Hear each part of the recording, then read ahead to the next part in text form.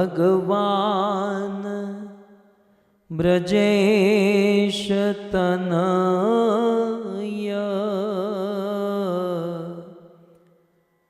तद्धाम वृंदावन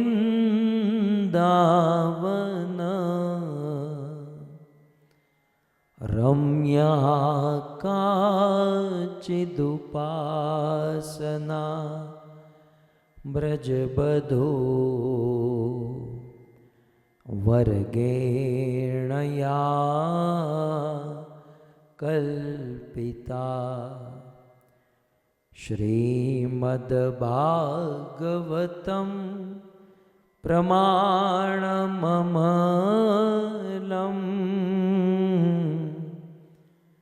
प्रेमापुमर्तो महान् श्रीचैतन्य महाप्रभो मतमिदं तत्रादरो नः पर वंशी विभूषितकरा नवनीरदाभात्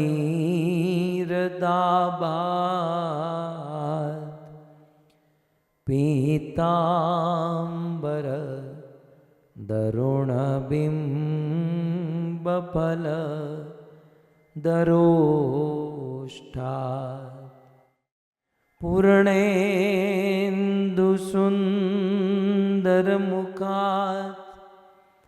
अरविन्दनेत्रात्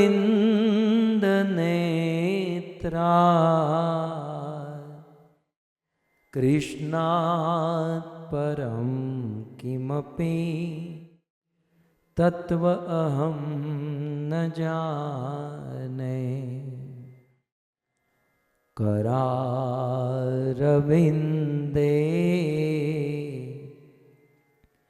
न पदारविन्दं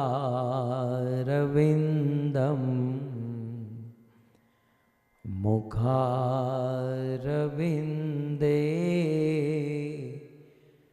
विनिवेशयन्तम्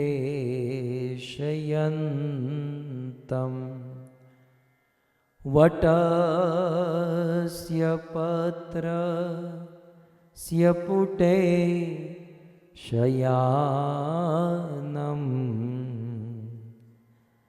बालं मुकुन्दं मनसा स्मरामि। ॐ नमो भगवते वासुदेवाय।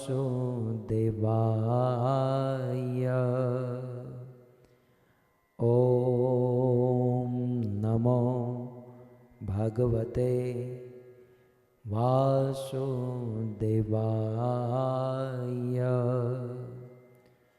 ॐ नमो भगवते वासुदेवाय।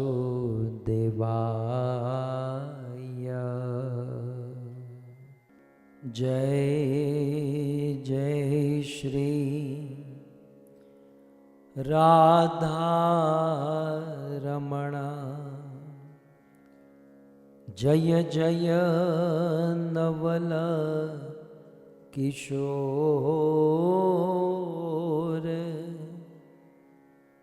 जय गोपी चित्तचोर प्रभु जय जय माखन चोर जय जय माखन चोर। श्री कृष्णचंद्र भगवान की, जगत गुरु श्रील प्रभुपाद की। उपस्थित भगवत कथानुरागी पधारे हुए भक्त वृंद,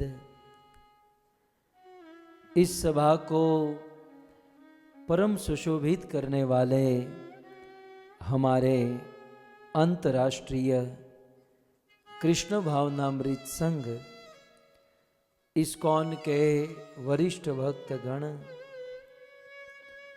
दूर दूर से, देश विदेश से, फेसबुक, यूट्यूब आदि के माध्यम से इस भागवत कथा का श्रवण करने वाले समस्त श्रोतागण, श्रीमद् भागवत कथा के सप्तम दिवस में पुनः एक बार आप सबका हार्दिक स्वागत एवं आप सबके चरणों में हमारा प्रणाम। राधे श्याम। परम सौभाग्य है पवित्र कार्तिक मास में और इस ब्रज वृंदावन जैसी, गोकुल मथुरा जैसी इस पवित्र भूमि पर इन सब यजमान परिवार के सहयोग से श्रीमद् भागवत कथा का गान और भगवान की सुंदर लीला का स्मरण और श्रवण कर रहे हैं। श्रीमद् भागवत जी के प्रारंभ में श्री वेदव्यास मुनि भागवत जी की महिमा कहते हैं। उस भागवत महिमा अंतर्गत पद्म पुराण का एक बहुत सुंदर इतिहास सुनाते हुए कहते हैं कि तुंगभद्रा नदी के तट पर एक ब्राह्मण रहते थे जिसका नाम था आत्मदेव, और उस ब्राह्मण की पत्नी जिसका नाम था धुंधली। पहले तो उनको कोई संतान नहीं थी, परंतु एक सन्यासी की कृपा से उनको एक नहीं 2 संतान हो गई। एक संतान जिसका नाम हुआ धुंधुकारी और उनका दूसरा पुत्र जिसका नाम था गोकर्ण। एक पिता के 2 पुत्र, लेकिन दोनों की रुचि, रति, मति, गति पूर्ण रूप से भिन्न है। गोकर्ण महाभागवत और धुंधुकारी महाखल। सो धुंधुकारी बहुत पाप करता था, ऐसा कहते हैं। शराब पीता, मांस खाता, मदिरा, अनेकों प्रकार के गलत कर्मों में उलझा हुआ था और अपनी पिताजी की सारी संपत्ति को अय्याशी में उड़ा दिया। और गोकर्ण महाराज तो घर पर रहते ही नहीं थे। पानी बहता भला, संत चलता भला। पानी एक जगह पर रुक जाए ना तो वो गंदा हो जाता है, उसमें गंध आती है, बिगड़ जाता है। और संत यदि एक स्थान पर रह जाए तो उनको उस स्थान पर आसक्ति हो जाती है, मन बिगड़ जाता है। इसलिए पानी बहता भला, संत चलता भला। गोकर्ण जी महाराज घर पर नहीं रहते थे, वो विचरण करते थे। कभी गोकुल, कभी मथुरा, कभी द्वारिका, कभी वृंदावन, कभी मायापुर, जगन्नाथपुरी विचरण करते थे। यहां धुंधुकारी अपने पिता की सारी संपत्ति को उड़ा दिया। पिताजी परेशान, इससे तो संतान नहीं होता तो अच्छा था, क्या करें। एक दिन गोकर्ण महाराज विचरण करते हुए घर पर आए और घर की स्थिति को देखकर पिता को कहीं दूर लेकर गए और अपने पिता को बहुत सुंदर उपदेश दिया कि पिताजी, गौ मांस रुधिरम मति त्यजत्वम, देह मांस रुधिरम मति त्यजत्वम। आप ये जो अपने शरीर में आसक्ति रखकर बैठे हो, पत्नी, बच्चे, संतान और संपत्ति में जो आसक्ति रखकर बैठे हो, पिताजी इस आसक्ति से मुक्त हो जाइए।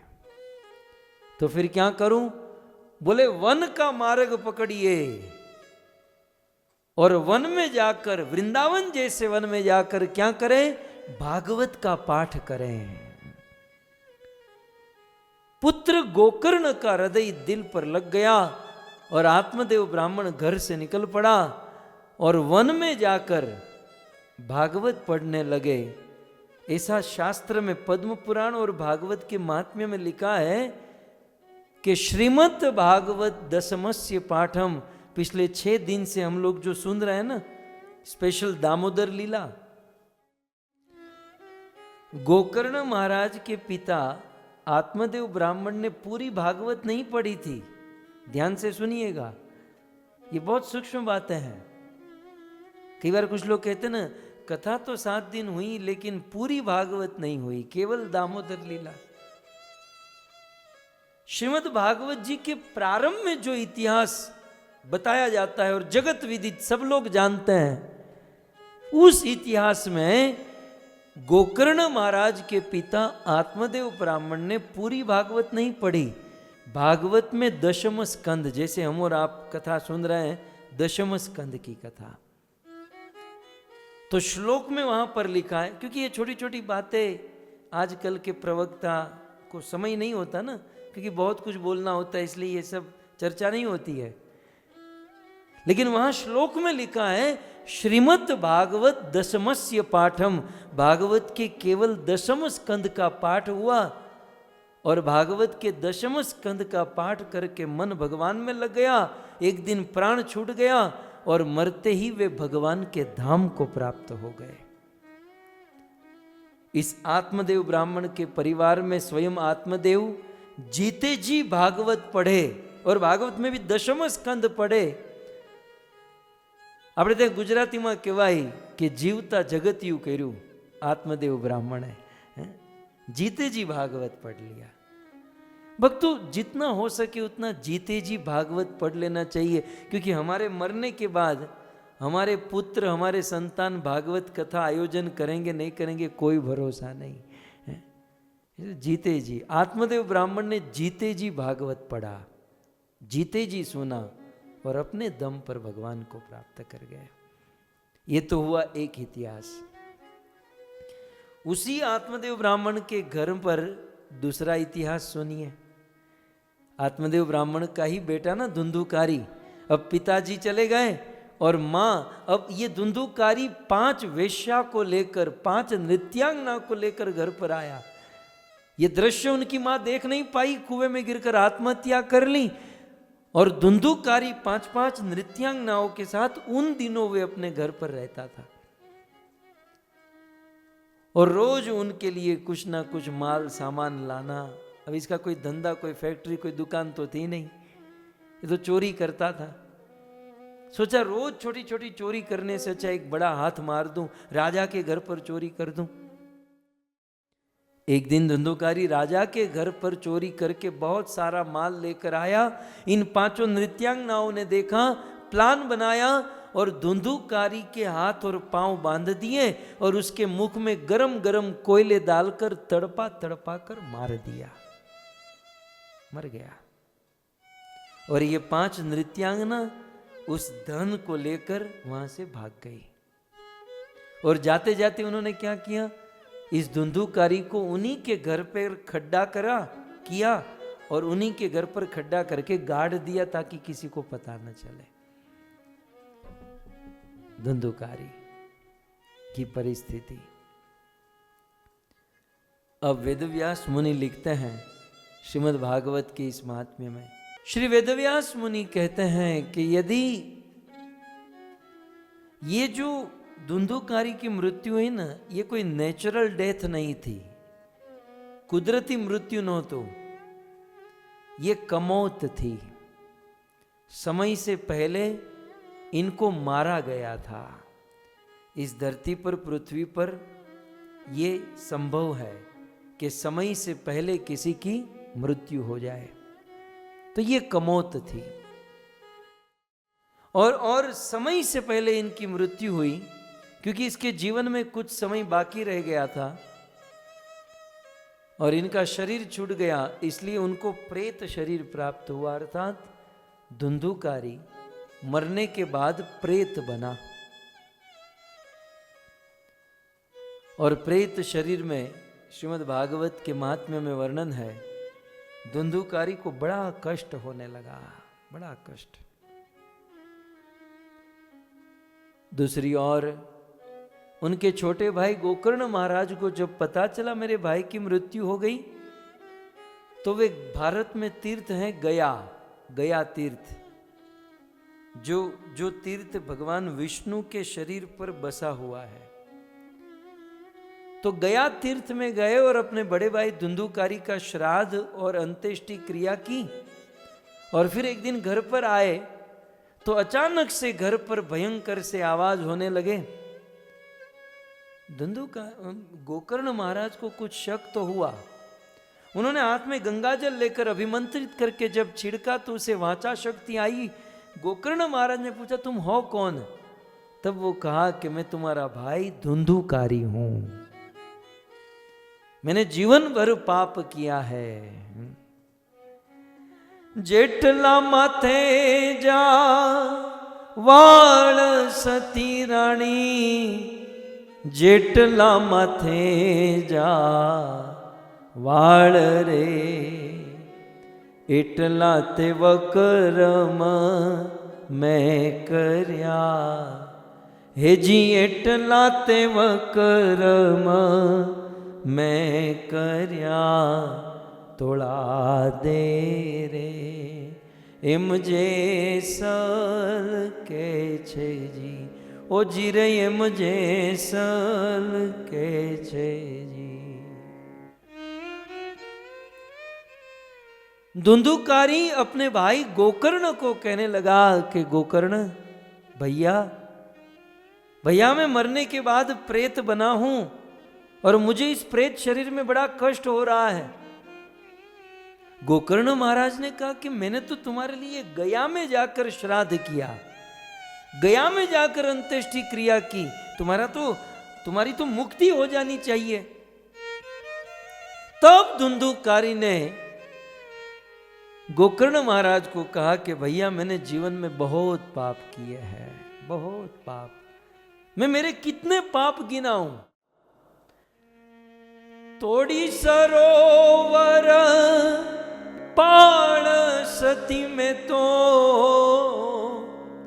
हे जी तोड़ी सरोवर पाण रे, हे जीवन नाते मोरला मारिया, मैं तो वन नाते मोरला मारिया, तोड़ा दे रे एम जे सल के छे जी, ओ जी रे एम जे सल के छे जी। भक्तों, कच्छ का ये शूरवीर जेसल जाडेजा, मुझे ये पात्र बहुत अच्छा लगता है। भक्तों, अज्ञान में आकर हमसे गलत काम हो जाते हैं। क्या हमसे कभी पाप नहीं हुए? हम सबसे छोटे बड़े पाप कहीं ना कहीं हो जाते हैं, लेकिन सच्ची शूरवीरता वो है पाप होने के बाद उसका कन्फेस करना, उसका इजहार करना, उसे प्रकट करना। ये सच्ची वीरता है, ये सच्ची शूरवीरता है। और कच्छ के इस शूरवीर ने जीवन में किए हुए सारे पाप उस सती साध्वी अपने गुरु के सामने इजहार किए। वही बात यहां पर हो रही है, वही बात यहां पर हो रही है कि आज धुंधुकारी अपने सारे पाप अपने भाई के सामने निवेदन कर रहा है कि भैया मैंने बहुत पाप किए हैं और मुझे बड़ा कष्ट हो रहा है, मुझे यहां से मुक्त करा दो। भक्तों, पता नहीं हमारे पितरुओं से, देखिए हमारे पूर्वजों का जो समय था ना, वो बड़ा संघर्ष का समय था। हमारे पूर्वजों के समय में गरीबी बहुत थी, दरिद्रता बहुत थी, और उनका पूरा जीवन संघर्ष में होने के कारण वो इतना भजन भक्ति नहीं कर पाते थे। जितनी आज हम लोगों को भक्ति की सुविधा मिलती है, उतनी हमारे पूर्वजों को नहीं थी। बेचारे खेती करते, मेहनत करते, मजदूरी करते, कहां भजन का समय था। तो हो सकता है कदाचित हमारे पूर्वज की गति न हुई हो, उनकी गति रुकी हो, या कहीं ना किसी योनि में भटक रहे हो। इस सिद्धांत को साबित करने के लिए वेदव्यास मुनि ने यह प्रसंग सुनाया कि एक पूर्वज जिनकी मृत्यु हो चुकी है, वो अपने छोटे भाई को कह रहा है कि मुझे बड़ा कष्ट हो रहा है, मुझे मुक्ति करा दो। तब गोकर्ण महाराज ने क्या किया? अब कथा तो बहुत लंबी, मैं उसमें नहीं जाना चाहता, आपको जस्ट इंडिकेट करना चाहता हूं। गोकर्ण महाराज ने क्या किया? गोकर्ण महाराज गांव के बड़े बड़े विद्वान प्रकांड पंडित ब्राह्मणों के पास गए। बोले जीवन भर जिसने पाप किया, मरने के बाद उनकी मुक्ति नहीं हुई, प्रेत शरीर प्राप्त हुआ है, उनका उद्धार कैसे होगा? उन ब्राह्मणों ने वेद शास्त्र पढ़े परंतु कुछ पल्ले नहीं पड़ा। फिर अंत में गोकर्ण महाराज ने सूर्य देव को प्रकट कर दिया। भगवान भास्कर प्रकट हुए और भगवान भास्कर सूर्य देव ने कहा कि जीवन भर जिसने पाप किया और उनकी मुक्ति नहीं हुई, और यदि उनकी मुक्ति चाहते हैं तो श्रीमद् भागवत सप्ताह श्रवणम कुरु। बोले अब भी इसी समय उस पूर्वज के लिए, उस स्वजन के लिए श्रीमद् भागवत कथा का श्रवण करो। तो यदि हम हमारा कल्याण, देखो मैंने दो इतिहास सुनाए। आत्मदेव ब्राह्मण ने भागवत सुना तो उन्होंने अपना कल्याण कर लिया। भागवत सुनने से हमारा भी कल्याण होता है और भागवत सुनने से हमारे पितृ, हमारे पूर्वजों का भी कल्याण होता है। પણ ઘણીવાર શું થાય ધીરજ પ્રભુ કે જ્યારે આપણે પૂર્વજો પાછળ કથા કરતા હોઈએ ત્યારે ઘણીવાર લોકોના એવા મત હોય કે લોકો એવું કહેતા હોય કે ભાઈ આપણા પૂર્વજ, આપણા સ્વજનોનું મૃત્યુ થયું હોય તો એના બીજા વર્ષે જ ભાગવત કથા ન કરાય। 1 વર્ષ, 2 વર્ષ, 3 વર્ષ કે 5 વર્ષ પછી ભાગવત કથા કરવી જોઈએ। ઘણીવાર સમાજમાં આવી ચર્ચાઓ થતી હોય છે, પણ સાચે કહું તો આવી ચર્ચાઓનું કોઈ બેઝ નથી હોતું, એનો કોઈ આધાર નથી હોતો।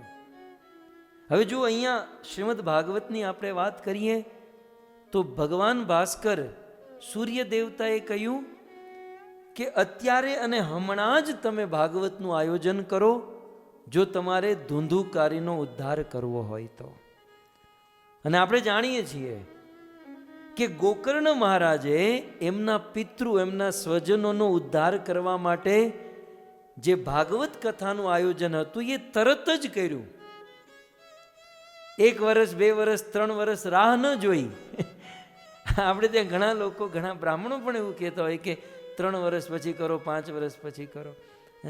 હવે 3 વર્ષ પછી આપણે જીવવાના કે નહીં એનો શું ભરોસો? તો એનો કોઈ આધાર નથી। જસ્ટ મારે આપ સૌને એટલું જણાવવું છે કે એનો કોઈ આધાર નથી કે 3 વર્ષ પછી ભાગવત કરવા માટે વાસ્તવમાં જોવા જઈએ તો ભાગવત માટે કોઈ મુહૂર્ત પણ ન જોડાવવું જોઈએ, કારણ કે ભાગવત જે છે એ સંસારના ધર્મથી ઉપરનો ગ્રંથ છે। ધર્મ પ્રોજિત કૈત વોત્ર પરમો નિર્મત્સરાણામ સતામ। આ ભાગવત કોઈ શારીરિક દૈહિક ધર્મ નથી, ભૌતિક ધર્મ નથી, ભાગવત સ્પિરિચ્યુઅલ લેવલનો ધર્મ છે। અને જે અધ્યાત્મ તત્વ હોય ને, એ અધ્યાત્મ તત્વનું આયોજન કરવું હોય કે પછી એને જીવનમાં ઉતારવું હોય તો એનું કોઈ મુહૂર્ત જોવાની જરૂર નથી, કોઈ સમય જોવાની જરૂર નથી। હું તમને ત્રેતા યુગમાં લઈ જાઉં તો ત્રેતા યુગમાં મહારાજ દશરથના મનમાં ઈચ્છા થઈ કે હું રામને રાજા બનાવું। અને દશરથજી વશિષ્ઠજીને પૂછે કે રામનો રાજ્યાભિષેક કરવા માટે તમે કોઈ મુહૂર્ત જુઓ। ત્યારે વશિષ્ઠજી કહે છે કે રામને રાજા બનાવવા છે, રામજીની સેવા કરવી છે તો એમાં મુહૂર્ત જોવાની જરૂર નથી। તદેવ લગ્નમ સુદિનમ તદેવ। જે સમયે તમે રામને રાજા બનાવશો એ સમય જ તમારી માથે સૌથી શ્રેષ્ઠ હશે। ધીરજભાઈ, આપણે ક્યાં દૂર જવાનું? આપણે તો જુનાગઢ જ જઈને ઊભા રહીએ ને। આપણે દૂર ક્યાં જવાનું છે? જુનાગઢે શું કીધું? આપણે સિદ્ધાંત, આપણી માટે પ્રમાણ તો આપણો નરસિંહ શું કહી ગયો? નરસિંહ મહેતા કહે છે કે આજની ઘડી રણિયામણી. કાલની રાહ ક્યાં જોવાની, આજની ઘડી રણી. ઈશ્વરનું ભજન કરવા માટે, ભગવત કથા સાંભળવા માટે, હરિનામ લેવા માટે આજની ઘડી રણિયામણી. આવું જુનાગઢ કહે છે, આવું નરસિંહ મહેતા કહે છે. તો મેં તમને 3 દ્રષ્ટાંત દીધા, રામાયણ, ભાગવત અને આપણા પરંપરાના સંત શ્રી નરસિંહ મહેતા. સાર એ છે કે ઘણીવાર શાસ્ત્રનું જ્ઞાન ન હોવાને કારણે લોકો પોતપોતાના મત અને મંતવ્ય આપતા હોય છે. પણ મારે તમને એટલું જ કહેવાનું કે જ્યારે આપણે કોઈ વસ્તુ સાંભળીએ, કોઈ પણ પાસેથી વસ્તુ સાંભળીએ તો એનું પ્રમાણ માંગીએ. તમે જુઓ છો ને કે આપણે ઘણા સમયથી કથા સાંભળીએ છીએ, પણ કથાની પ્રત્યેક વસ્તુ પ્રમાણ સાથે ચાલી રહી છે. કે ભાઈ પદ્મ પુરાણના આ શ્લોકમાં આ છે, સ્કંદ પુરાણમાં, ભાગવતમાં. તો તમે જે કહો છો કે કોઈ વ્યક્તિની મૃત્યુ થાય પછી તરત ભાગવત કથા ન કરાવી શકીએ, 2 વર્ષ 3 વર્ષ 5 વર્ષ પછી, તો એનું પ્રમાણ ક્યાં છે? બાકી હું તમને હજારો પ્રમાણ આપું કે તદેવ લગ્નમ સુદિનમ તદેવ. ઈશ્વરનું ભજન કરવા માટે કોઈ મુહૂર્ત કે કોઈ સમય, કોઈ વસ્તુ જોવાની જરૂર નથી. તેમ છતાંય આપના પરિવારનું કેટલું સૌભાગ્ય कि यद्यपि कोई समय मायने नहीं रखता है, लेकिन फिर भी कार्तिक जैसे पवित्र महीने में है और वृंदावन की व्यासपीठ से वृंदावन के राजा नंद महाराज के पुत्र भगवान कृष्ण की कथा हम सब श्रवण कर रहे हैं. सो अब मैं गोकर्ण चरित्र में न जाकर, आप सब जानते ही हैं, आप हजारों बार सुनते आए हैं कि फिर भागवत कथा का उसी साल जब मृत्यु हुई तो उसी साल आयोजन हुआ ना. उसमें राग क्यों देखना?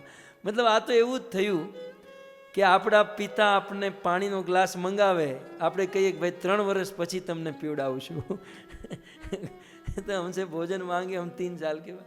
जीते जी परेशान किया, मरने के बाद भी. ऐसा नहीं होता. आत्मा का धर्म निभाने के लिए या प्रेम करने के लिए कोई समय मायने नहीं रखता. और मैं तो कहता हूं ये कथा या भगवत नाम, इसके लिए कोई अवस्था, कोई नियम भी लागू नहीं पड़ता ना, कोई नियम नहीं. इस खास करके कलयुग में खाईते शुईते यथा तथा. हाँ, कर्म कांड करना हो, कर्म कांड, तो उसमें बहुत सारे नियम है. कभी कभी कुछ लोग भागवत भी कर्मकांडी भागवत करते हैं. तो कर्मकांड करना हो तो भाई नियम का पालन, ये वो बहुत कुछ करना पड़ेगा. लेकिन कर्मकांड की पहुंच भी कहां तक है? कर्मकांड आपको स्वर्ग तक पहुंचाता है, ज्यादा ज्यादा ब्रह्म लोक तक. इस भौतिक ब्रह्मांड से बाहर नहीं लेके जा सकता. कर्मकांड भी एक सर्टेन लेवल तक पहुंचाएगा. लेकिन भक्ति जो है, भगवत प्रेम जो है, इस भौतिक ब्रह्मांड से निकालकर भगवान के गोद में बिठा देगा, ईश्वर का सानिध्य प्राप्त करा देगा. तो हमें भक्ति चाहिए, हमें प्रेम चाहिए. मैं अक्सर कहता हूं ये भागवत कथा ज्ञान यज्ञ है, लेकिन भागवत सुनने से ज्ञान, ये उसका क्या कहेंगे, बाई प्रोडक्ट है. ये कोई मेन फल नहीं है. भागवत सुनकर ज्ञान होना ये बाय प्रोडक्ट है. ये कोई मुख्य प्राइमरी फल नहीं है. भागवत का मूल फल है भगवत प्रेम. इसलिए मैं कहता हूं भागवत ज्ञान यज्ञ कम, प्रेम यज्ञ ज्यादा है. आपने प्रेम यज्ञ आदरो छे छेल्ला 7 દિવસથી, ये प्रेम यज्ञ है. और प्रेम भूमि वृंदावन से इस यज्ञ को हम सुन रहे हैं और हम हमारे जीवन को धन्य कर रहे हैं. अनेक कथाएं, लेकिन उस अनेक कथाओं में ये जो कथा है कुछ विशेष स्थान रखती है, क्योंकि विशेष परिस्थिति, विशेष स्थान पर कुछ हृदय के अंतर से शब्द निकलते हैं. सौभक्तों, परम सौभाग्य है कि हम सब ब्रज वृंदावन से श्रीमद् भागवत और भागवत के 10वें स्कंद की कथा सुन रहे हैं. और 10वें स्कंद में भगवान श्री कृष्ण का अद्भुत चरित्र, हरिणाम भृत्य वश्यताम. हरि ने दिखा दिया, भगवान ने दिखा दिया कि मैं भक्तों के वश में हो जाता हूं। ये सुनने से हम भक्तों को कितनी सांत्वना मिलती है, हमारा कितना उत्साह बढ़ता है। ये और सुखदेव जैसे इस प्रकार से बोले और भगवान स्वयं दिखाए, कितना मोटिवेशन मिलता है। बिल्कुल बिल्कुल भक्ति से हृदय भर जाता है कि एवं संदर्शिता यंग हरिणाम भृत्य वश्यताम।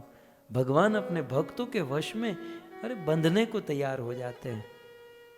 तो इस प्रकार की लीला कृष्ण कर रहे हैं। बरसाना और फिर नंदगांव का दर्शन, नंदगांव की मुलाकात हमने ली थी।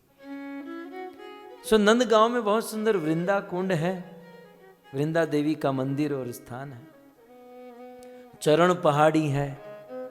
भगवान श्री कृष्ण एक पर्वत के ऊपर खड़े रहकर बांसुरी बजाते हैं, तो कृष्ण की बांसुरी का नाद सुनकर प्रकृति पलट जाती थी भक्तों। जड़ जो चीज होती थी वो चैतन्य हो जाती थी और चैतन्य वस्तु जड़ बन जाती थी। बांसुरी का प्रभाव गोपियों ने वेणु गीत में कहा, सूरदास जी ने सुर सागर अपने भजन में लिखा, बांसुरी बजाए आज नंद को मुरारी, वेद पढ़त भूल गए ब्रह्मा ब्रह्मचारी, क्योंकि बांसुरी बजाए आज नंद को मुरारी। शेष और सनकादिक की समाधि टूट गई, शिव का ध्यान भंग हो गया। क्यों? क्योंकि कृष्ण ने आज बांसुरी बजाई। और कृष्ण जब बांसुरी बजाते, ये नंद का जो मुलाकात ली, तो मैंने सोचा कि आपको क्यों मैं वंचित रखूं, कानों से दर्शन करा दूं। और फिर वो भाव भी बनते हैं ना, जब हम जाते हैं दर्शन करते हैं। अरे नहीं जेવું તમે IPL क्रिकेट जो तो एक 2-5 જણા નથી કહેતા કે સારા રન કર્યા, अच्छा क्रिकेट खेला, अच्छा આમ હળી ગયેલું તમે જોઈને આવો તોય આપણે નથી વર્ણન કરતા। અને અમે તો ब्रजમાં भगवान की लीला का दर्शन करके आए, तो मन नहीं करेगा बोलना और आप सबको सुनाना। यही तो वास्तव में भक्तों का जीवन होना चाहिए। गायंती आनंद समुद्र मगना, गजेंद्र जी ने कहा था कि जब भक्त आपस में मिलते हैं तो भगवत चर्चा करते हुए आनंद समुद्र में गोता मारते हैं। तो खैर मैंने हम जो देख कर आए चेतना में है, इसलिए कथक बता रहा हूं कि कृष्ण एक पत्थर पर्वत के ऊपर खड़े रहकर बांसुरी बजाए। कृष्ण की बांसुरी बजने से क्या क्या परिवर्तन होता है आप सुनिए। वैसे तो बहुत लंबा चौड़ा लिस्ट है। श्रीमद् भागवत जी में सुखदेव गोस्वामी कहते हैं, बाम बाहु कृत बाम कपोलो। कृष्ण जब बांसुरी बजाते हैं तो बाम भागकर झुक जाते हैं। अब मुझे बताइए, कृष्ण को झुका सके जमाने में दम नहीं। तो राजकुमार आ गया। कृष्ण को कोई झुका सके, दुनिया में कोई पैदा हुआ है कि कृष्ण को कोई झुका? कृष्ण छोड़ो, कृष्ण की एक छोटी सी शक्ति है माया, और वो माया पूरी दुनिया को झुका देती है। पूरी दुनिया को बंदर की तरह नचा रही है माया, और उस माया के स्वामी कृष्ण को झुकाने की ताकत किसी में है नहीं। लेकिन बांसुरी कृष्ण को झुका देती है। बाम बाहु कृत बाम कपोलो। कृष्ण जब हाथ में बांसुरी उठाते हैं और जब बजाते हैं तो बिल्कुल ऐसे झुक जाते, मुड़ जाते हैं।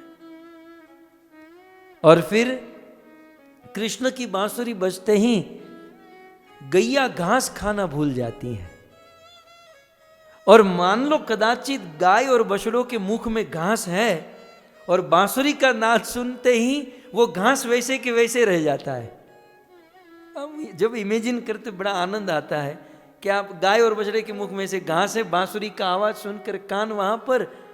सुखदेव जी भागवत में लिखते हैं, चित्रवत, बिल्कुल फोटो की तरह, चित्र की तरह। ऐसा नहीं कि वो मर गए हैं, वो जीवित हैं, लेकिन बांसुरी के नाद में इतने सराबोर हो जाते हैं कि वो मुख का घास वैसे का वैसा, न निगल सकते न उगल सकते हैं। बांसुरी का ये प्रभाव। बांसुरी का क्या प्रभाव?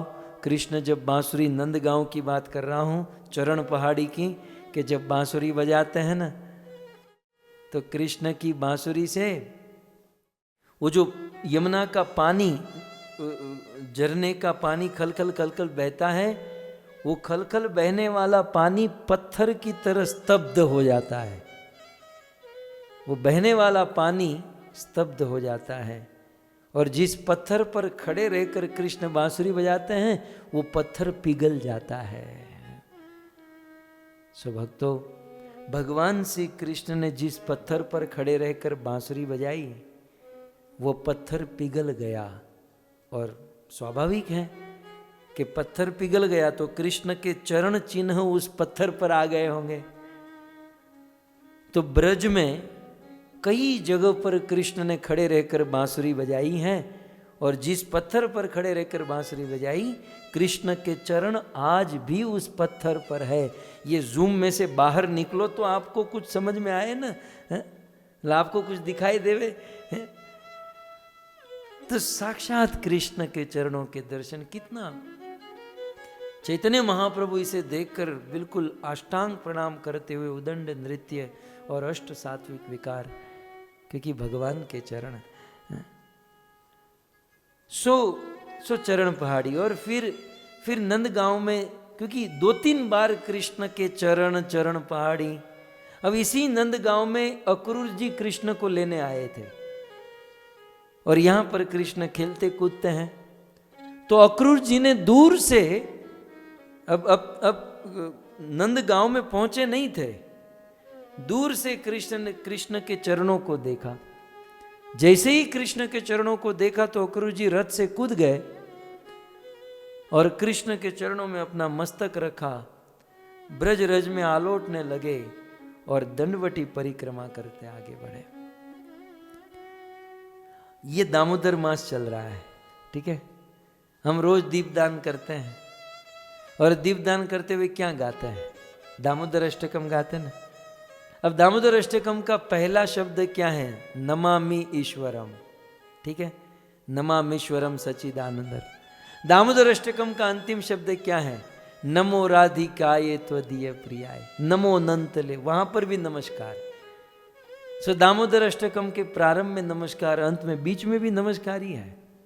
अब मैं आपको प्रश्न पूछूं कि जब हम नमस्कार करते हैं तो नमस्कार करते समय जिसको नमस्कार कर, मान लो कृष्ण को नमस्कार कर रहे हैं, तो कृष्ण को नमस्कार करते हुए हमारे ध्यान में कृष्ण का कौन सा अंग आएगा? नमस्कार कहाँ होता है? चेहरे पर, हाथों पर, पेट पर? नमस्कार कहाँ किया जाता है?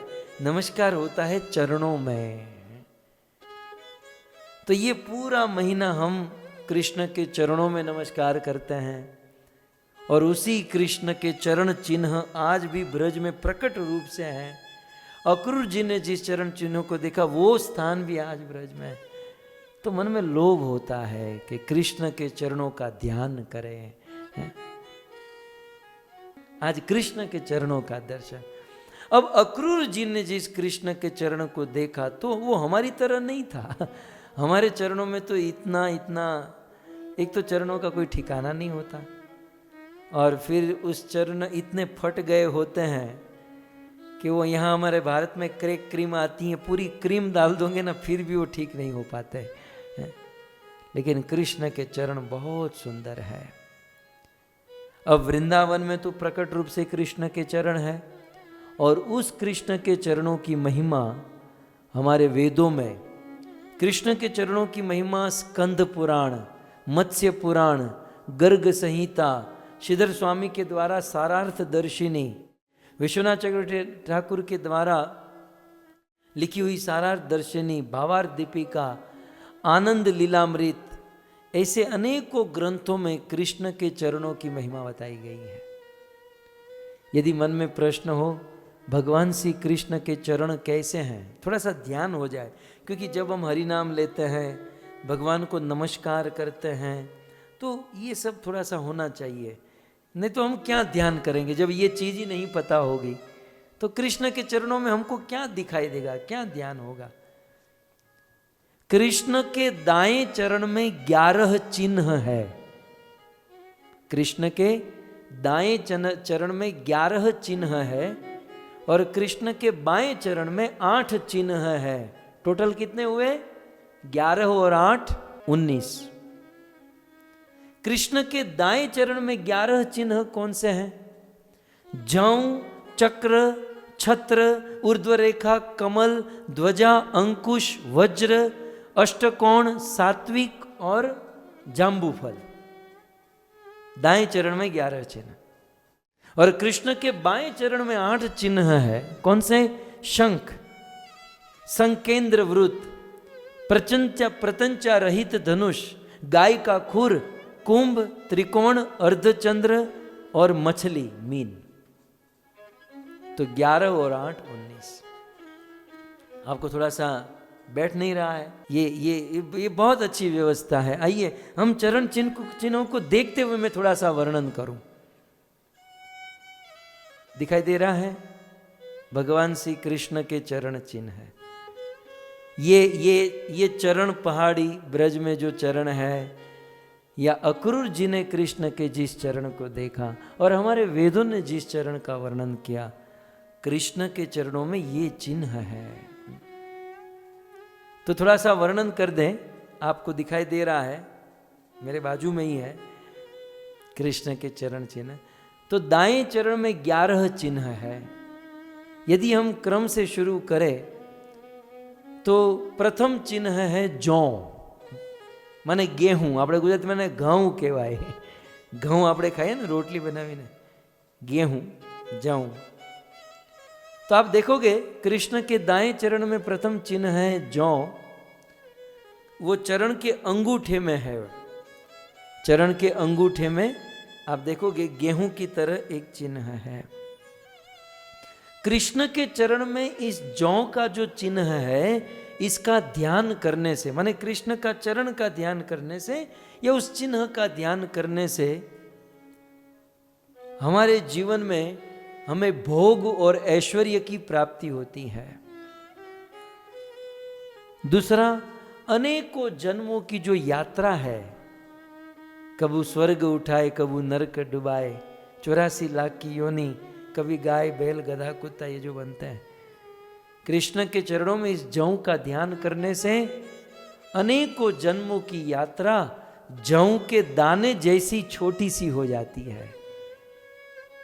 और कृष्ण के चरणों का ये चिन्ह का, जौ का जो ध्यान करता है, उसके जीवन में कभी भोजन की कमी नहीं रहती है। बहुत सारी बातें हैं, मैं जस्ट आपको एक एक चिन्ह का इंडिकेट कर दूं। फिर कृष्ण के दाएं चरण में जौ के नीचे आ जाइए, एक चिन्ह है चक्र। सो कृष्ण के चरणों में ये जो चक्र है, यदि हम कृष्ण के चरणों में नमस्कार करते हैं, प्रणाम करते हैं या कृष्ण के चरणों का ध्यान करते हैं, तो कृष्ण के चरणों में ये जो चक्र है, ये चक्र हमारे जीवन के काम, क्रोध, लोभ, मोह, मद, मात्सर्य रूपी जो शत्रु है, उस शत्रु को ये चक्र खत्म कर देता है। इसका प्रमाण है कालीय नाग।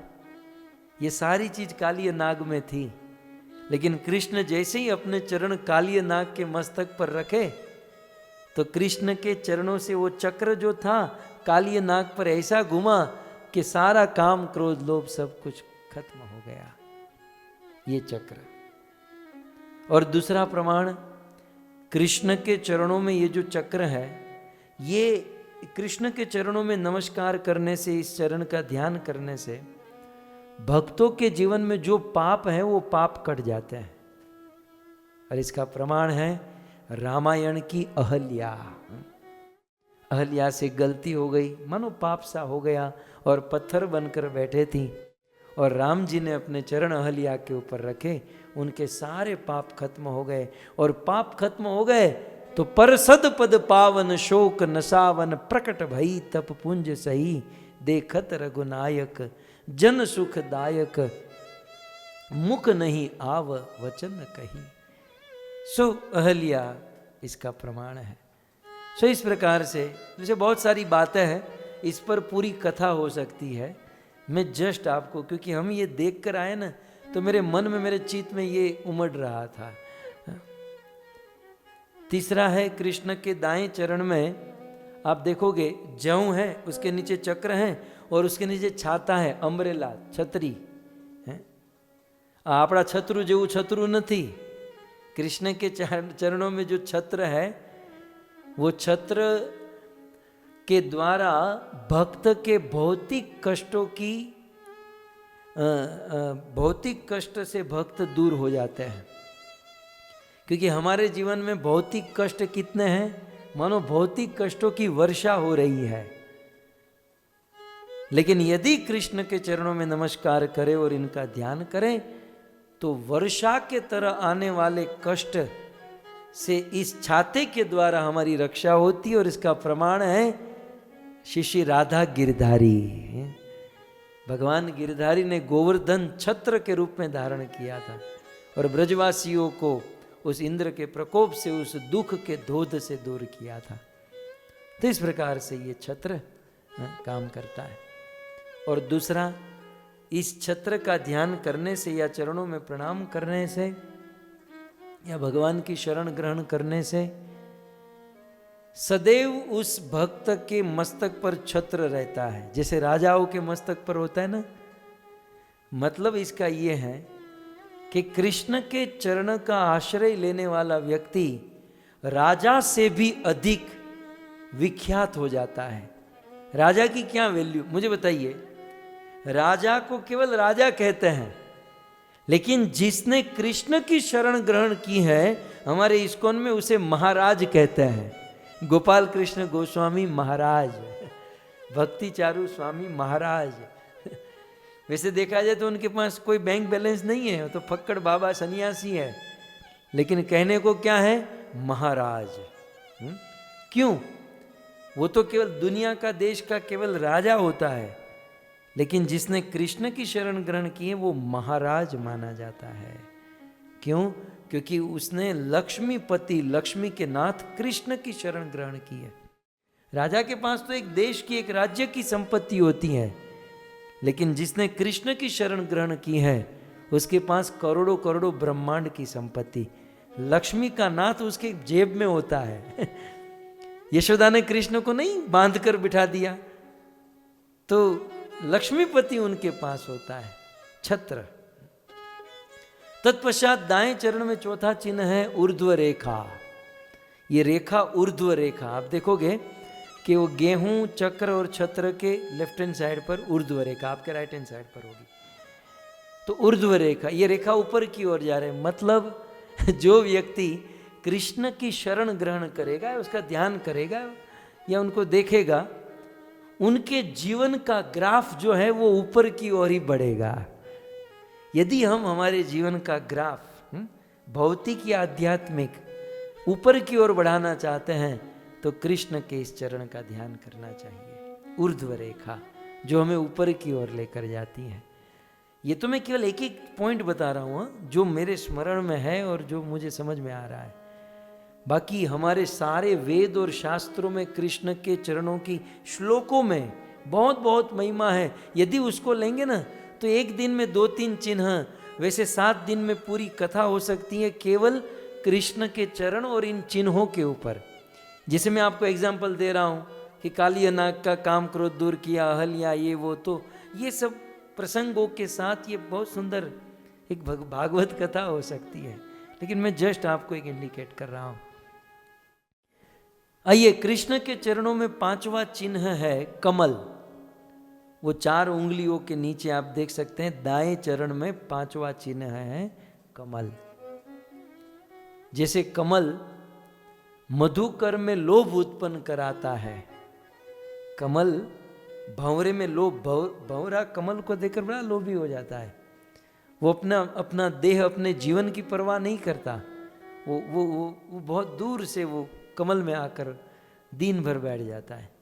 तो जैसे कमल मधुकर में लोभ उत्पन्न कराता है, वैसे ही कृष्ण के चरणों में ये जो कमल है उनके भक्तों के जीवन में प्रेम, भक्ति और सेवा का लोभ उत्पन्न कराता है कि हम कृष्ण की सेवा करेंगे, हम कृष्ण से प्रेम करेंगे। कृष्ण के दाएं चरण में छठा चिन्ह है ध्वजा। बिल्कुल कमल के नीचे आप देख रहे हो ना, ध्वजा। भक्तों, जिसने कृष्ण के चरणों का आश्रय किया है उसकी विजयी पताका जीवन भर लहराती रहेगी, है? उसकी ध्वजा जीवन भर लहराएगी, है? जो कृष्ण के चरण का आश्रय करेगा। उसके ज्वलंत प्रमाण प्रहलाद महाराज, ध्रुव महाराज, ये सब इनके प्रमाण है। तत्पश्चात कृष्ण के दाएं चरण में सातवां चिन्ह है अंकुश। आप देख रहे हैं ना, कमल के बाजू में अंकुश है। ये अंकुश उसे कहते हैं जिससे बहुत बड़े हाथी को महावत अपने कंट्रोल में रखता है। हाथी कितना बड़ा होता है, लेकिन इतना बड़ा हाथी छोटे से, इतना 1-1.5 फीट का ही होता है, छोटे से अंकुश से उनको कंट्रोल करता है। तो हमारे शास्त्रों में कहा गया है कि हमारा ये जो मन है हाथी के समान है, कभी यहाँ कभी यहाँ, बिल्कुल अनकंट्रोल्ड होता है। तो मन हाथी की तरह है, उस हाथी की तरह विचरण करने वाले मन को ये अंकुश, कृष्ण के चरणों में जो अंकुश है वो कंट्रोल कर लेता है। यदि हम कृष्ण के चरणों का आश्रय ग्रहण करें या कृष्ण के चरणों का ध्यान करें, तो ये है अंकुश। अंकुश के नीचे जो आप देख रहे हैं वो है वज्र। कृष्ण के दाएं चरण में 8वां चिन्ह है वज्र। ये वज्र जो है, इंद्र के पास वज्र है ना, तो कृष्ण चरणाश्रित व्यक्ति इंद्र के समान हो जाता है। और जैसे वज्रनाभ जी ने अनेकों तीर्थों का निर्माण कराया, ठीक उसी प्रकार कृष्ण के चरणों का ध्यान करने वाला या कृष्ण के चरणों में प्रणाम करने वाला व्यक्ति अपने जीवन में बड़े बड़े भगीरथ कार्य करने की सामर्थ्य और शक्ति प्राप्त कर लेता है। जैसे वज्रनाभ जी ने बड़े बड़े मंदिर बनवाए, बड़े बड़े कार्य किए, वैसे कृष्ण चरणाश्रित व्यक्ति ये करेगा। फिर एकदम नीचे एड़ी पर आ जाइए। कृष्ण के दाएं चरण में 9वां चिन्ह है अष्टकोण, एड़ी पर।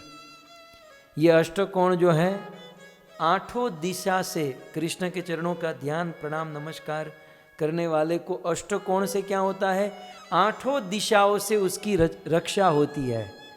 दिशा कितनी है, उत्तर दक्षिण पूर्व पश्चिम 4 और ईशान अग्नि नैऋत्य और वायव्य 8।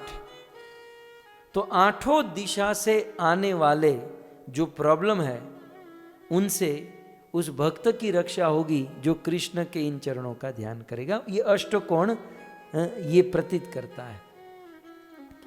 और कृष्ण के चरणों में 10वां चिन्ह है स्वस्तिक।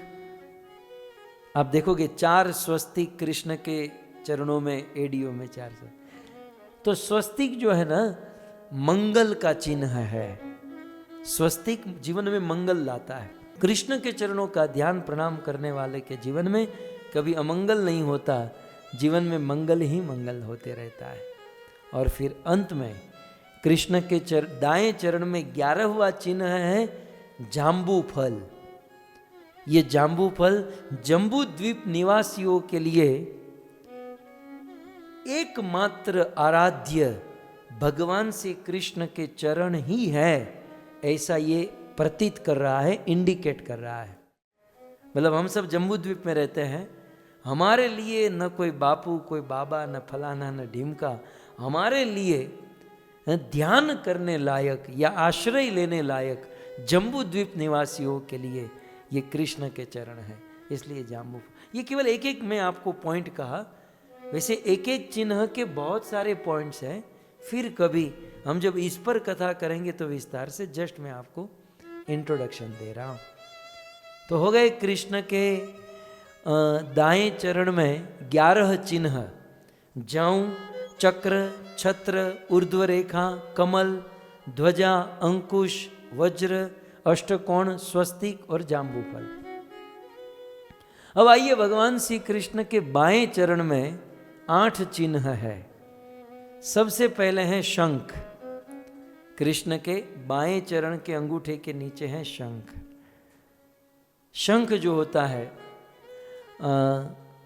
जैसे किसी का अभिषेक करना होता है तो शंख की आवश्यकता होती है, या शंख में पानी होता है। हमारे भारत में कहावत है, शंख बाजे बलाए भागे। कृष्ण के चरणों में ये जो शंख है उसका ध्यान करने से, या कृष्ण के चरणों का ध्यान करने से क्या होगा? हमारे जीवन में आसुरी वृत्ति, माने होता है ना, किसी को प्रेत नड़ते हैं, किसी को पितृ नड़ते हैं, किसी को आत्मा अंदर आ जाती है, ऐसा बहुत समाज में, संसार में होता है। यदि इन आसुरी वृत्ति से, तमोगुणी साये से यदि हमें बचना है, या कभी कभार कुछ लोग जादू टोना कर देते हैं, कुछ लोग मंत्र आदि से कुछ किसी में कोई प्रॉब्लम कर देते हैं, तो इन सब से बचने के लिए कृष्ण के चरणों का आश्रय या कृष्ण के चरणों का ध्यान करना चाहिए। कृष्ण के चरणों का ये शंख जो है उन सारे गलत इफेक्ट से दूर कर देता है। फिर कृष्ण के बाएं चरण में दूसरा चिन्ह है समकेंद्रित वृत्त। वो जो गोल, दो गोल वाला जो चिन्ह है, समकेंद्रित वृत्त, ये जो है ना आकाश का प्रतीक है। यदि कृष्ण के चरणों का ध्यान करेंगे तो ये जो आकाश का जो समकेंद्रित वृत्त, वो जो गोल है, दो गोल, इससे आपकी प्रशंसा पूरी दुनिया में हो जाएगी। यद्यपि भक्त ये सब नहीं चाहते, लेकिन ये सब बाय प्रोडक्ट हैं। यदि ध्यान करोगे तो आपकी कीर्ति, आपकी ख्याति पूरे विश्व में हो जाएगी। फिर कृष्ण के चरणों में धनुष का चिन्ह है। बाएं चरण में तीसरा चिन्ह है धनुष का, जो सब प्रकार की आपत्ति से हमें बचाता है, हमें दूर करता है। फिर बाएं चरण में चौथा चिन्ह है गाय का खूर, मतलब गाय का चरण। माने ये प्रतीत करता है कि यदि कृष्ण के चरणों में प्रणाम, ध्यान आदि करोगे तो हम सब भवसागर में फंसे हैं ना, तो ये भवसागर जो है गाय के खुर से बने हुए खड्डे जितना छोटा सा हो जाएगा। भवसागर पार करना कठिन है, लेकिन गाय के खुर से जो खड्डा बनता है वो तो आसान पार कर सकते हैं। तो कृष्ण के चरणों का ध्यान करने से ही हो जाएगा। कृष्ण के बाएं चरणों में पांचवा चिन्ह है कुंभ। ये अमृत से बना हुआ, भरा हुआ कुंभ है। कृष्ण के चरणों में ये अमृत कुंभ है। यदि ध्यान, प्रणाम आदि करोगे तो अमृत की प्राप्ति होती है। फिर बाएं चरण में छठा चिन्ह है त्रिकोण। ये त्रिकोण जो है दैहिक, दैविक और भौतिक तीनों तापों से हमारी रक्षा करता है। 3 ताप हमारे शास्त्र में कहे। फिर बाएं चरण में सातवां चिन्ह है अर्धचंद्र। जैसे आधा चंद्रमा शिव जी के मस्तक पर सुशोभित होता है, जैसे चंद्रमा औषधि प्रदान करता है, वैसे कृष्ण के चरण में ये अर्धचंद्र हमारे जीवन में भक्ति का पोषण प्रदान करता है। और फिर भगवान कृष्ण के बाएं चरण में 8वां चिन्ह है मीन, मछली का। जैसे मछली रस माने जल के बिना रह नहीं सकती, वैसे कृष्ण के चरण नीरस स्थान पर नहीं रह सकते। अर्थात जिसका हृदय भाव से भीगा है, जिसके आंखों में अश्रु है, वहीं पर कृष्ण के चरण रह सकते हैं। क्योंकि मछली है ना, मछली पानी के बिना कैसे रहेगी बताइए। तो कृष्ण के चरणों में मछली है, वो बिना पानी के नहीं रहेगी। तो जिसका हृदय भाव से भीगा है, जिसकी आंखें भाव से भीगी है, वहीं पर कृष्ण का चरण रह सकता है। तो इस प्रकार भगवान श्री कृष्ण के चरणों में दाएं चरण में 11 और बाएं चरण में 8, कुल मिलाकर 19 चिन्ह हैं। भिन्न भिन्न शास्त्रों के द्वारा 2-3 चिन्ह आगे पीछे है। आप लोग फिर मन में प्रश्न हो भी सकता है कि कहीं 22, कहीं 21, तो भिन्न, मैंने कहा ना कि बहुत सारे शास्त्रों में वर्णन है, तो मैंने सबका समन्वय करके आपके बीच में प्रस्तुत किया है। तो इस प्रकार से कृष्ण के चरण। सो आइए, अब भागवत जी की महिमा हमने सुनी, भगवान श्री कृष्ण के चरणों का दर्शन और उसकी महिमा सुनी। आइए अब कथा प्रसंग की ओर आगे बढ़े।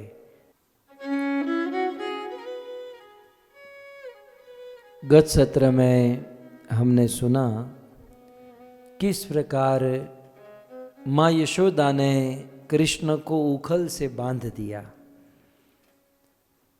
और कृष्ण उखल से क्यों बंधे, कृष्ण इससे क्या दिखाना चाहते थे, ये सारी बात विस्तार से कल हमने सुनी। अब माँ यशोदा, थोड़ा लीला हम देखते हैं आज के दिन। अब माँ यशोदा कृष्ण को उखल से बांधकर वहां से चली गई। कुछ गोपियां खड़ी थी, यशोदा ने उन गोपियों को भी कहा कि आप भी यहां से चलो, अभी कृष्ण के लिए यही दंड है कि वो उखल के साथ बंधा रहेगा, यही इसके लिए दंड है। गोपियां अपने काम में लग गई, माँ यशोदा अपने काम में लग गए, और यहां कृष्ण को बंधन बड़ा कष्ट दे रहा है, कृष्ण बड़े रो रहे हैं। अब जिस समय ये घटना घटी उस समय बलराम जी कृष्ण के साथ नहीं थे।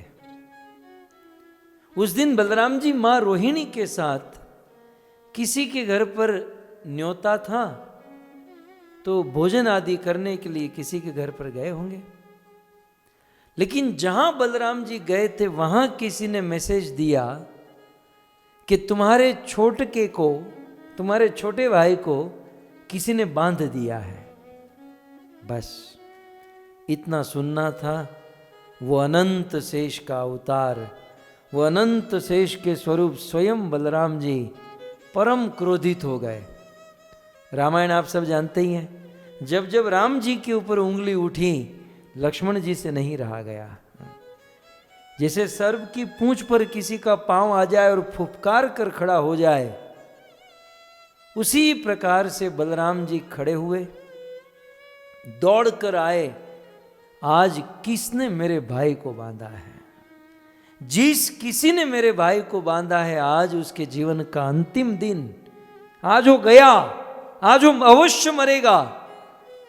जिस किसी ने मेरे भाई को बांधा है, आज उसकी मां निपुति हो जाएगी। यदि वो शादीशुदा होगा तो उसकी पत्नी विधवा हो जाएगी, बच्चों वाला होगा तो ये उसके बच्चे अनाथ हो जाएंगे, क्योंकि आज जिसने मेरे भाई कृष्ण को बांधा है बलराम से हाथ से नहीं बचेगा, आज वो अवश्य मरेगा। इस प्रकार से चिल्लाते हुए अनंत शेष बलराम क्रोध करते करते, ये प्रसंग सूरदास जी ने लिखा है। बलराम जी जब कृष्ण के पास आए तो पता चला कि माता यशोदा ने बांधा है। बलराम जी की सारी हवा निकल गई, जैसे टायर में से कैसे हवा निकलती है फूस करके, बलराम जी की सारी हवा निकल गई। अच्छा, माँ ने बांधा है? ओ हो, तब तो मैं कुछ नहीं कर सकता, अब क्या करें। फिर बलराम जी ने सोचा कि चलो, अब मैं तो कुछ कर तो नहीं सकता, लेकिन खबर लेने तो जाऊं। हमारे गुजराती में कोई मांदू पड़્યું હોય तो खबर काढ़वा जाए। हॉस्पिटल में खबर, या कोविड हुआ था तो हिंदी वालों का पता नहीं, तो बलराम जी कृष्ण की खबर लेने गए। और जैसे ही कृष्ण के निकट गए न, अपने बड़े भाई बलराम को देखकर कृष्ण जोर जोर से रोने लगे, भैया भैया मुझे ये बंधन बड़ा कष्ट दे रहा है, मुझे यहाँ से मुक्त करा दो। मानो कृष्ण को किसी जेल में, कारागार में जैसे काला पानी की सजा दे दी हो ना वैसा कृष्ण को एहसास हो रहा है, भैया मुझे यहाँ से छुड़ाओ। बलराम ने कहा कि भाई जेल से छूटने के लिए वकील करना पड़ेगा। तो कृष्ण कहते तो आप बन जाओ ना वकील। बलराम जी कहते हैं कि देखो, दुनिया में और किसी ने भी बांधा होता तो मैं तुम्हें छुड़ा देता, लेकिन माँ ने बांधा है, कैसे छुड़ाऊं? भैया प्रयास तो करो। बोले तू कह रहा है इसलिए। पहले तो बलराम जी ने कृष्ण को बहुत डांटा, मैं तुझे कहता था चोरी मत करना, चोरी मत करना, तूने किया, अब ले दंड भोगत। भैया आज के बाद चोरी नहीं करूंगा, लेकिन आज ये जो बंधन है उसमें से तो छुड़ा दो।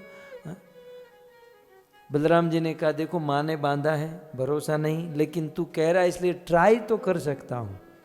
अब देखो सूरदास जी अपने पद में लिखते हैं कि बलराम जी यशोदा मैया के पास गए और बिल्कुल अपने अंदाज में बलराम जी माँ यशोदा से कहते हैं कि मैया मैया एक काम करो, कृष्ण को छोड़ दो।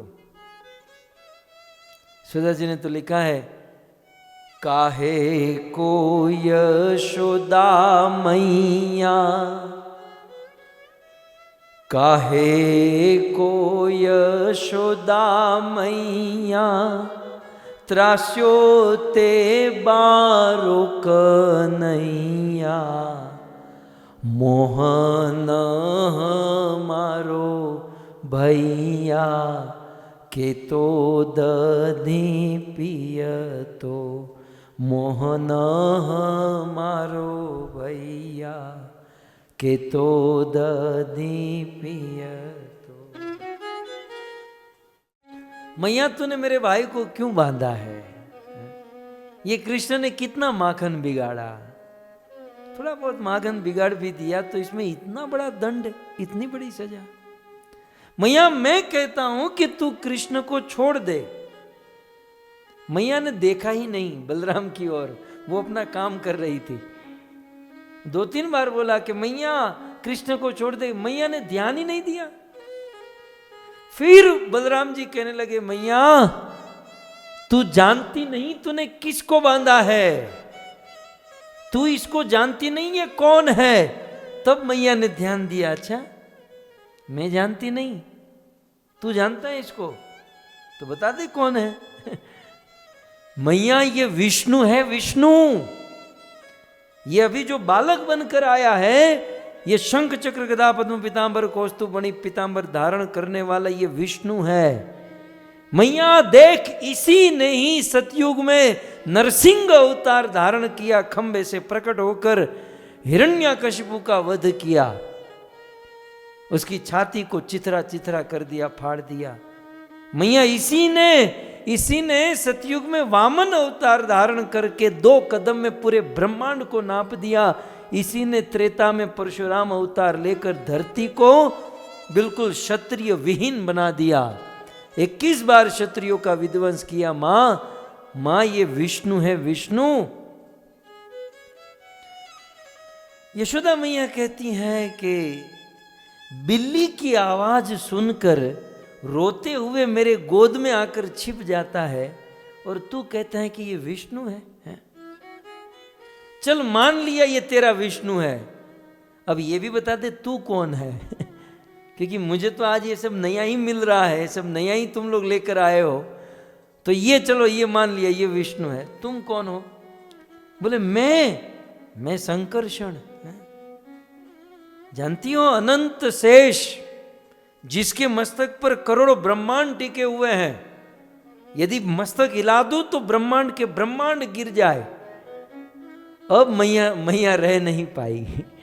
अब माँ यशोदा वो जो कृष्ण को के लिए छड़ी को फेंक दिया था ना, वो चुपके से छड़ी हाथ में उठाई और बलराम को छड़ी दिखाकर कहती हैं कि ये सारे भगवान के अवतार मेरे ही घर में पैदा होने थे। ये भगवान को अवतार लेने के लिए मेरा ही घर मिलता है और किसी का घर नहीं मिलता, सारे अवतार मेरे घर पर ही होने। भागने तो तुझे भी कृष्ण की बाजू में बांध कर खड़ा कर दूंगी। और बलराम जी जो दुम दबाकर भागे हैं, वो जैसे आए थे ना वैसे ही भाग कर चले गए। ये हैं ब्रज भक्तों, ये हैं ब्रज, ये हैं ब्रज भाव, ये हैं ब्रज प्रेम। इसी भाव, इसी रस, इसी प्रेम को देने के लिए भगवान इस धरती पर आए हैं। स्वयं भगवान ने अपनी भगवत्ता छोड़ दी, अपना ऐश्वर्य छोड़ दिया, केवल माधुर्य ही माधुर्य प्रकट किया जो हम सब भक्तों को देना चाहते हैं।